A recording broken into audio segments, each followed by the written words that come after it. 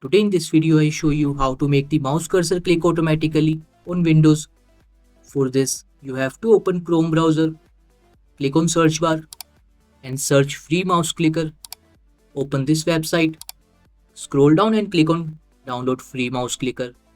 Now once the downloading is done, click on the folder icon, install mouseclicker.exe and after installing, double click on it to open free mouse clicker.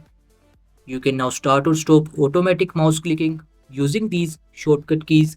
Now you have option to choose the time interval between automatic mouse clicks and also have option to choose the mouse button as per your need or action like double click or single click.